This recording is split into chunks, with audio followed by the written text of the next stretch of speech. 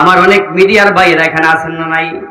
কয়েকটা মিডিয়া আছে, তাদেরকে অনুরোধ করি ভালো ভালো জিনিসগুলো আপনি প্রচার করবেন, ঠিক কিনা বলেন?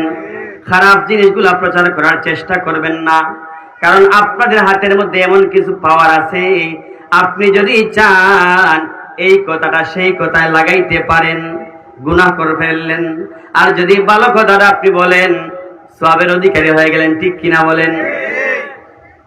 কিন্তু ভাই, মিডিয়ার ভাইদেরকে আপনাদেরকে বলতেছি, আপনাদেরকে এমন ফার্ম দিতে চাই না নবীর সাথে যদি তুলনা হয়ে যায়, ঠিক কিনা বলেন?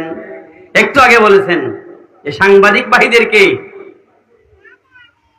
কথা বলতে বলতে এমন পর্যায়ে বলে ফেললাম, আজকে আমি যারা মাদ্রাসায় ছাত্রছাত্রীদেরকে পড়ান, ষষ্ঠ শ্রেণীর ক্লাসের ষষ্ঠ শ্রেণীর আকাইদুল ফিকহ বইয়ের মধ্যে আজকেও আমি পড়ে আসছি, যেটা আমরা ক্লাসরুমে তাদেরকে শিক্ষা দেই। নবী রাসূলদের সংজ্ঞা, কাকে নবী রাসূল বলে, ষষ্ঠ শ্রেণীর ক্লাসের আকাইদ বইয়ের মধ্যে এই সংজ্ঞা দেওয়া।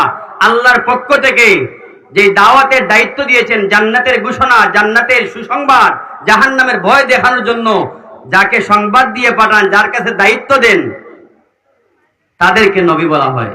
সুবহানাল্লাহ বলবেন না? না দুনিয়ার সবকিছু খবর যিনি দেন উনি নবী? নাউজুবিল্লাহ বলবেন না? তো আমি অনুরোধ করব, কথাবার্তা বলার পূর্বে হুঁশে বলা প্রয়োজন, ঠিক কিনা বলেন? কারণ রব্বুল আলামিন হুঁশিয়ার করে দিয়েছেন, মা ইয়ালফিজু মিন কাওলিন ইল্লা লাদাইহি রাকিবুন আতীদ।